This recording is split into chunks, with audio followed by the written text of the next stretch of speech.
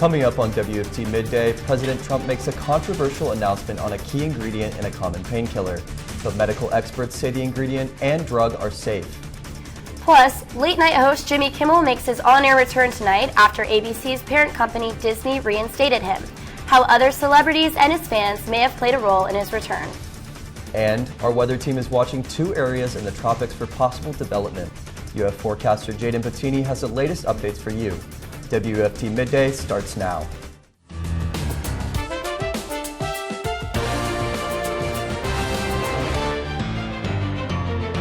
You're watching WUFT Midday. President Trump will address the UN General Assembly in New York today, where it's believed he'll address the support of a Palestinian state and his America First agenda. This is WUFT Midday. I'm Isabella Salamone. And I'm Adragna. The president is also expected to meet with several counterparts, and as Julia Benbrook reports, a UN inquiry has concluded Israel is committing genocide in Gaza. President Donald Trump is in New York to address the UN General Assembly. The White House says he'll tout U.S. strength and what he considers his personal accomplishments. He will articulate his straightforward and constructive vision for the world. Many are waiting to hear what, if anything, Trump says about Gaza. Roughly 80% of UN members now back Palestinian statehood after several recognized it this week. We need to give the Palestinians hope for the future and also make sure that the Israelis can live in peace. What we saw here at the UN, it's actually supporting Hamas. It doesn't support ending of the war. Recognizing a Palestinian state is largely symbolic without the U.S., and the Trump administration is not pushing for that statehood. In fact, it's barring Palestinian leaders from the General Assembly by denying them visas. I call upon Israel to immediately sit on the negotiating table, to put an end to this bloodshed. The State Department rejects a recent UN conference on a 2-state solution. As for Trump himself, here he is in July, deferring to the Israeli Prime Minister on the topic. I don't know. I'd ask Bibi that question. You have the greatest man in the world to answer that age-old question, 2-state. I'm Amy Kiley reporting. While world leaders are gathering for the General Assembly, the Secret Service says it seized equipment in the New York region capable of crashing the cellular network. Agents found more than 100,000 SIM cards and hundreds of servers, all capable of crippling cell towers and inhibiting emergency responses. There isn't specific information indicating the network was a threat to the General Assembly meeting. Jimmy Kimmel is back on the air tonight after ABC's parent company Disney's move to suspend his show last week. More than 400 artists, including Tom Hanks and Meryl Streep, signed an open letter in support of Kimmel. His show was pulled last Wednesday after Kimmel's comments on the shooting death of Charlie Kirk. The network received criticism and threats, but the suspension sparked national outrage, with many subscribers to Disney canceling their Disney Plus subscriptions, and protests from New York to LA.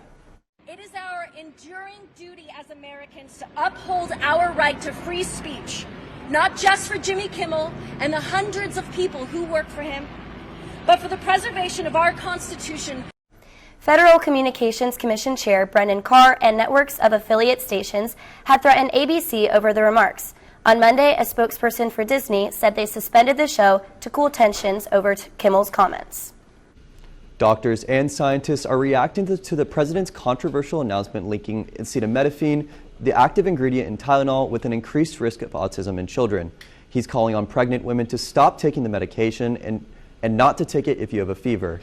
As Alice Barr reports, the maker of Tylenol, medical experts, and researchers say the medication is safe.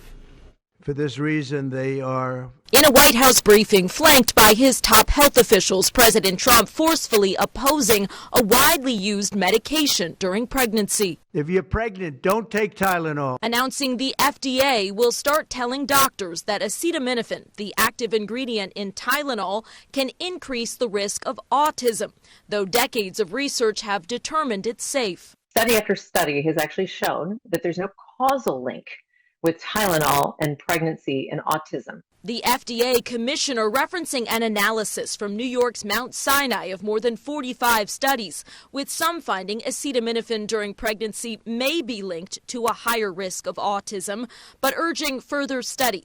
Many other large-scale studies, including one published last year in the Journal of the American Medical Association that included sibling comparisons, found no link. Gold standard research, 25 years, 2.5 million kids, no association. And while President Trump argued there was no downside to avoiding Tylenol in pregnancy aside from pain, You feel you can't tough it out? the company that makes Tylenol, which refutes any link to autism, noted that avoiding the drug could mean pregnant women, quote, suffer through conditions like fever that are potentially harmful to both mom and baby, or use riskier alternatives. Some parents of children with autism voicing frustration.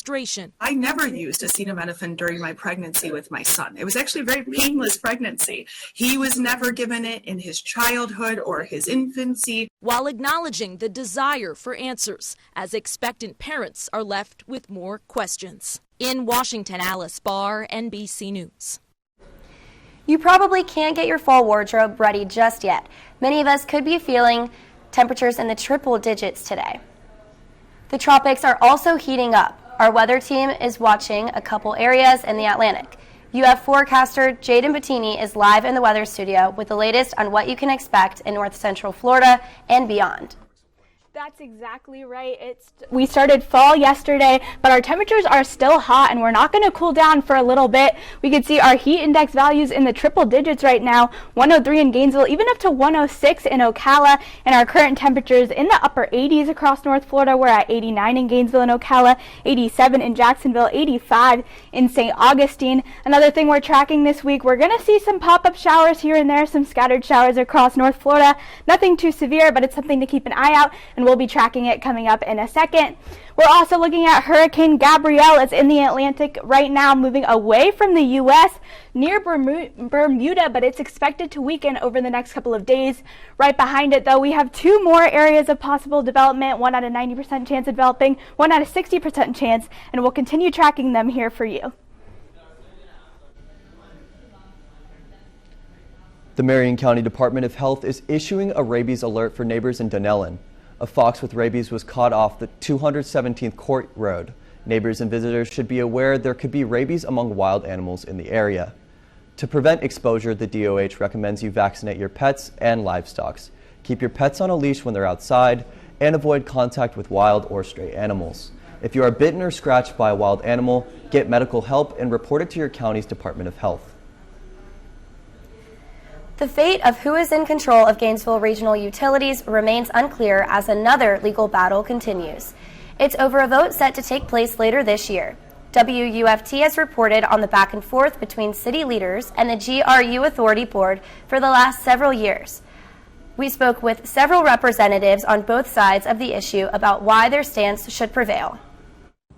In less than 2 months, Gainesville voters will decide who should run their utility. Again. Whether that's elected city commissioners or the GRU authority, the choices will appear on a special election ballot November 4th. For Bobby Murmer, the decision boils down to accountability. We want to bring democracy back to our utility. We were able to hold the city commission to account by voting them in and voting them out. If we don't like what they did with GRU, we could kick them out of office. And we did. For the last 2 years, under House Bill 1645, a governor-appointed board has overseen Gainesville's utilities, the only city in the state to see this structure. There's no other board like this, and they're unaccountable. We can't vote for them. Back in 2024, the city pushed a referendum asking voters whether they want GRU back under city commission. The vote passed with 70%, but a judge later ruled the ballot's language was misleading. A revised referendum now sits for November. However, a lawsuit the authority filed is now in play, hoping to stop the referendum from happening. City Commission put GRU in a position that it had to be taken over by the state in terms of governance. GRU CEO Ed Bilarski believes a pattern of poor financial management from the City Commission led the utility company to this point. If you're going to talk the talk, you walk the walk. And the history of the City Commission and the authority is the City Commission talk the talk, but they never walk the walk. The authority is doing both. Now voters wait patiently until any legal decisions are made. Again, Plan is to get out there, knock on doors, make phone calls, advertise on social media and on Google to make sure that people know there is a special election and that they need to vote. That was Nicole Beltran reporting.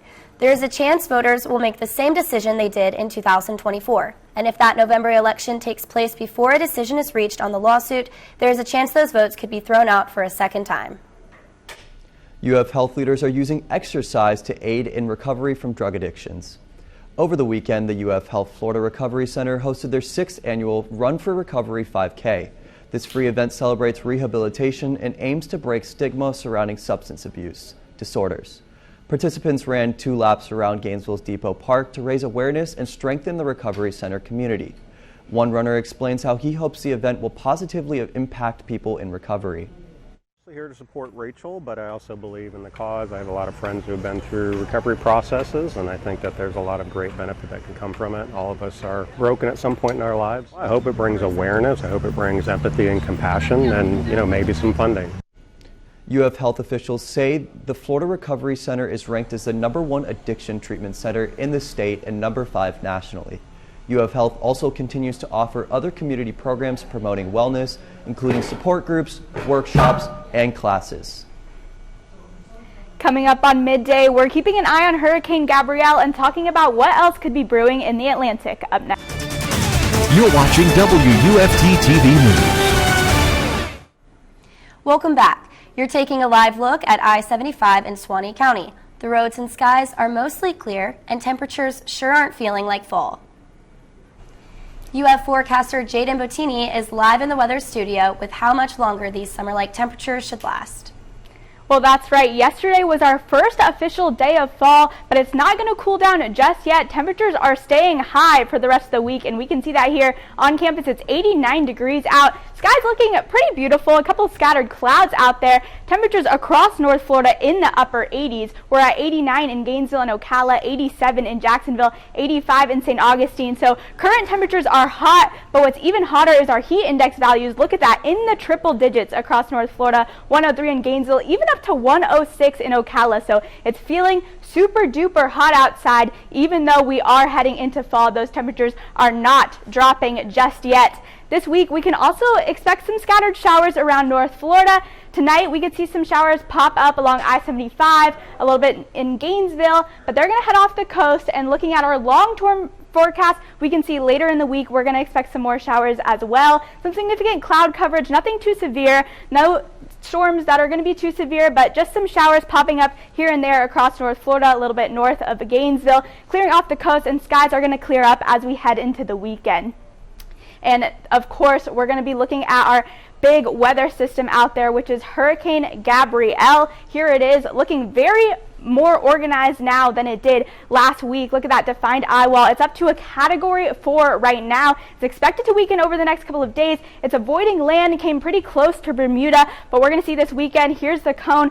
It's at Category 4 right now, expected to maintain that through tonight, weakening into a 3 by tomorrow morning, then a 2 and a 1 heading eastward. But right behind it, we have 2 more areas of possible development. We have a 90% chance of development here and a 60% chance of development down there. So let's take a closer look at these. They're going to go through some warmer sea surface temperatures, and that's when we can expect them to strengthen, but we're going to keep an eye on them for you. Their tracks are going to be very similar to Hurricane Gabrielle, so we shouldn't be too worried. They will most likely stay off the coast. But let's take a look at those cones here.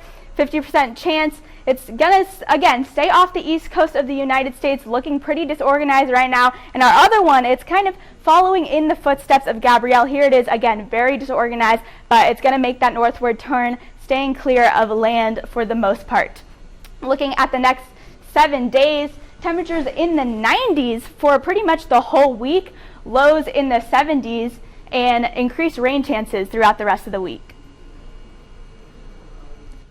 The cost of the American dream is rising. According to a new analysis from Investopedia, you'll need more than $5 million over a lifetime to afford key components of the American dream. Michael Yoshida tells us if this life is achievable or if it's becoming a pipe dream. Investopedia calculated for things that make up the classic American middle class, such as home ownership, retirement, and raising a family, and found that, like many things these days, the cost for achieving these goals is rising. Affording the American dream is getting more expensive, according to a new analysis from Investopedia. Everyone has a different price tag on their American dream, but when we looked at what people want, the wants that people have, not the needs, it totals to more than $5 million.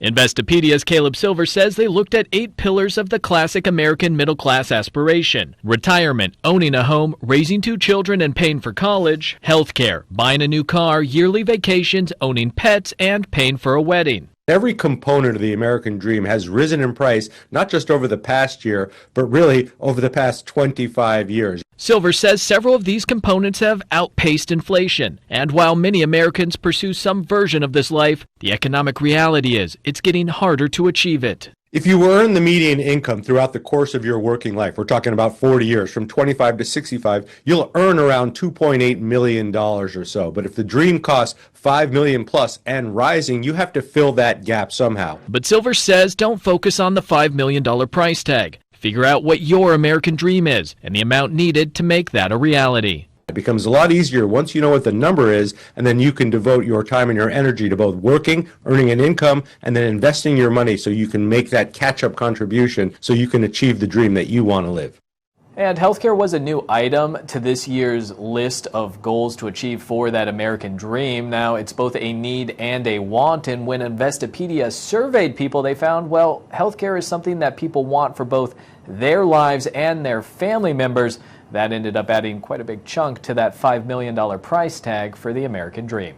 In Washington, I'm Michael Yoshida. If you're an electric vehicle owner, you'll want to listen to this. Your time is running out to get EV tax credits. The $7,500 federal tax credit for EV buyers ends October 1st. It's under President Trump's spending and tax package. In recent weeks, some buyers rushed to get deals ahead of the looming deadline. Industry insiders predict that losing the tax credit could cause a sharp drop in sales. Automakers could respond to the credit loss with discounts, cashback offers, or reduced production. Spirit Airlines plans to furlough a third of its flight attendants, looking to cut costs. That would amount to about 1,800 employees. Spirit is starting with voluntary furloughs. The budget airline seeks a drastic cutback. Last month, it filed for Chapter 11 bankruptcy for the second time in less than a year. It plans to cut flying capacity by a quarter in November compared to a year earlier. And it's trying to slash $100 million in annual spending on pilots.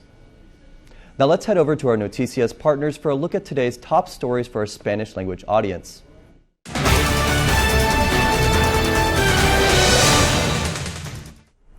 Hola, soy Valentina Echeverri con tus noticias en 90 segundos. El Children's Trust of Alachua County aprobó su tasa de impuestos. La tasa de impuestos aprobada es de 0.45 para el 2026, igual a la del año pasado. Esto generará alrededor de $815,000. El presupuesto aprobado fue de $17.7 millones, con aumentos para becas, ayudas comunitarias, personal y un 5% por costo de vida. Algunos miembros se preocuparon porque el gasto supera los ingresos. Además, hubo debate por reducir los fondos al programa contra la violencia armada de $500,000 a $150,000. El programa del presentador y comediante Jimmy Kimmel regresa a ABC el próximo martes, pero no todas las estaciones lo transmitirán. La cadena retiró el programa después de que el presidente de la Comisión Federal de Comunicaciones amenazará con acciones regulatorias tras los comentarios de Kimmel sobre la muerte de Charlie Kirk. Disney, que es propietario de ABC, dijo en comunicado el lunes: el miércoles pasado tomamos la decisión de suspender la producción del programa para evitar vivir aún más una situación tensa en un momento emocional para nuestro país. Es una decisión que tomamos porque sentimos que algunos de los comentarios fueron inoportunos y por lo tanto insensibles. Hemos pasado los últimos días teniendo conversaciones reflexivas con Jimmy y después de esas conversaciones tomamos la decisión de regresar el programa el martes, aseguró Disney. El presidente Donald Trump anunció que la FDA arbitró a los médicos sobre un supuesto alto riesgo de autismo por uso de Tylenol. aunque por décadas se ha considerado seguro, dijo que las mujeres deben limitar su uso y solo tomarlo si es médicamente necesario. Sin embargo, expertos recuerdan que la fiebre sin tratar puede ser peligrosa para la madre y el feto y que el acetaminofén sigue siendo la única opción de venta libre recomendada durante el embarazo. Esas fueron tus noticias en 90 segundos. Gracias por sintonizarnos. I'm Liz Landon with your Midday Sports. Florida football was hit hard by the Hurricanes on Saturday, leaving Miami with a loss and 2 key players injured. Starting quarterback DJ Lagway is reportedly in a walking boot. The severity of his injury is unknown, but 24/7 Swamp writers report he is expected to start again against Texas in Week 6. And Florida's defensive back, Dejon Johnson, is set for knee surgery prompted by a non-contact meniscus injury early in the third quarter. Prior to the injury, Johnson recorded 4 tackles and his first pass breakup of the year on Miami's opening drive. Johnson's spot was filled by Cormani McLean, who had an interception at the end of the third quarter.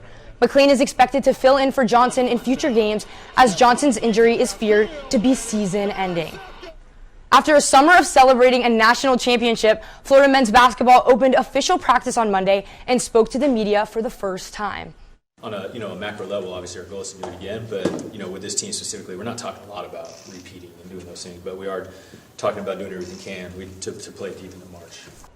With their prolific trio graduated to the big league, Florida is working with new faces and plans to commemorate on the win on opening night, November 3rd against Arizona. A former Florida track star helped lead Team USA to a win in the 2025 World Athletics Championship. Genoa McKeever brought home a first-place finish in the 4x400-meter mixed relay. McKeever's split was the fastest in the race, almost a second better than his collegiate personal record. And that's your Midday Sports. I'm Liz Landon. Before we go, one last check on the weather.